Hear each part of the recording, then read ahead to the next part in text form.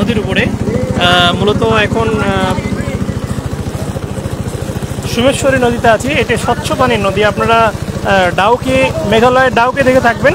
ডাউকি নদী যেই নদী, সেই নদীটাই সেরকম নদী হচ্ছে সোমেশ্বরী, বাংলাদেশের চমৎকার নদী। এই নদীর তলাটা পর্যন্ত আমরা দেখতে পাচ্ছি, আপনারা হয়তো দেখতে পাচ্ছেন কিনা জানি না। নদীর তলদেশ পর্যন্ত এখানে দেখা যায়, গভীরতা অনেক কম। আপনারা দেখছেন সোমেশ্বরী নদীর দৃশ্য। এখানে পানি একেবারেই স্বচ্ছ এবং আমরা যাচ্ছি বাংলাদেশের শেষ প্রান্তে। এই সোমেশ্বরী নদীর যে বাংলাদেশ এবং ভারতের যে বর্ডার, এই বর্ডার এখানে যাচ্ছি। এখানে হচ্ছে বাংলাদেশের বিজিবির ক্যান্টনমেন্ট, আর এই জায়গাটা হচ্ছে বাংলাদেশ অংশ। ওই পরে বাংলাদেশ আছে, কিন্তু বাংলাদেশে আমরা যাবো এখন শেষ প্রান্তে পানিপথে। আমরা দেখতে থাকেন, আশা করি আপনাদের সবাই ভালো লাগবে। মূলত আমরা এখন যাচ্ছি সোমেশ্বরী নদী হয়ে ভারতের বর্ডার। এই নদীটি হচ্ছে পাহাড়ি নদী, সোমেশ্বরী নদী। এই সোমেশ্বরী নদী হয়ে আমরা যাচ্ছি বাংলাদেশের শেষ সীমানা, বাংলাদেশ ভারতের শেষ সীমানায়। মূলত যে পাহাড়গুলো দেখা যাচ্ছে এগুলো বাংলাদেশ, এরপর থেকে ভারতের শুরু এই বাংলাদেশ। আর সোমেশ্বরী নদীর পানি স্বচ্ছ পানি এবং ঠান্ডা। আপনারা যদি দেখেন তাহলে বুঝতে পারবেন।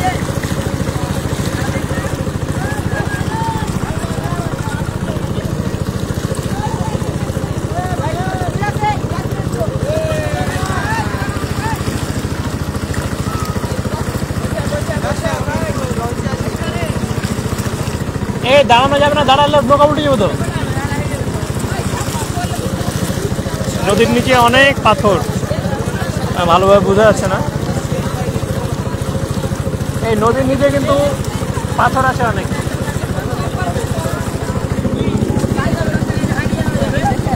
পাথরগুলা ক্লিয়ারলি হয়তো ভালোভাবে বোঝা যাচ্ছে না, বাট হয়তো নামলে ভালোভাবে বোঝা যাবে। এখানে নিচে কিন্তু পাথর আছে। এটা হচ্ছে নদীর পাড়, আমরা পাড় দিয়ে যাচ্ছি।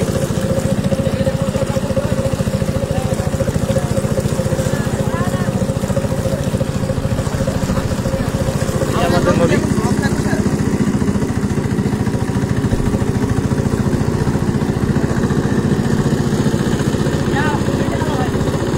আমাদের নৌকা।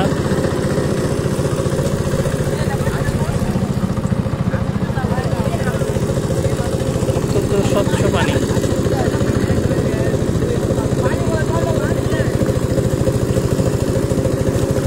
এখানে একটা মাছ চলাফেরা করলেও বোঝা যাবে, দেখা যাবে এরকম স্বচ্ছ পানি আমরা দেখছি।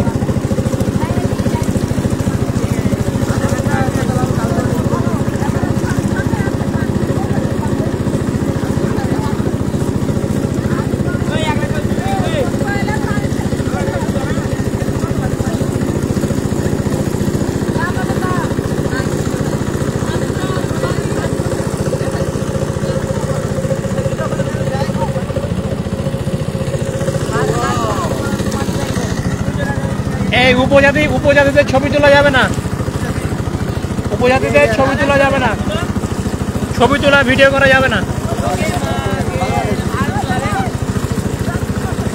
বাংলাদেশের কিন্তু এগুলো ছবি তোলা ভিডিও করা যাবে না। এগুলো খুবই নোংরামি, এগুলো ফেলা নিষেধ।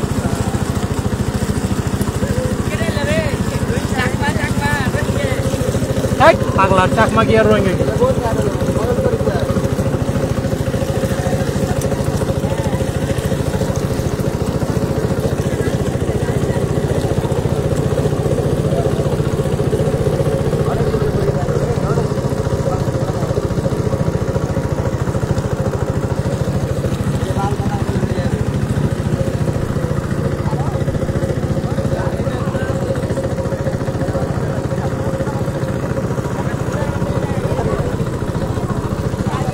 স্বচ্ছ পানি, একদম স্বচ্ছ পানি।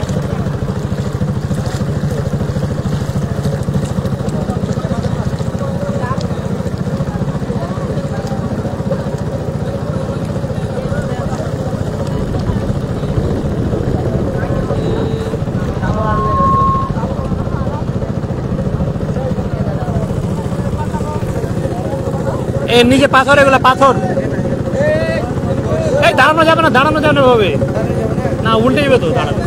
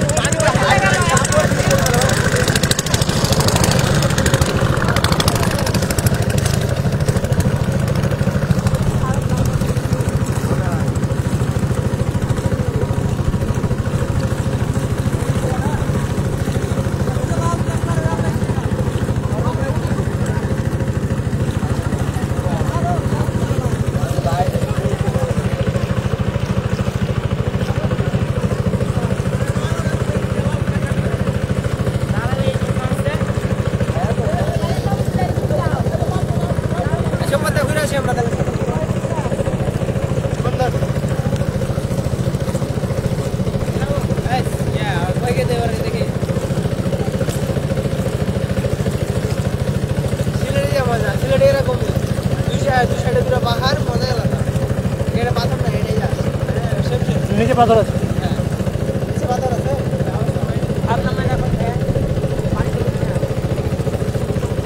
এখানে নুড়ি পাথর বেশি, ছোট পাথর।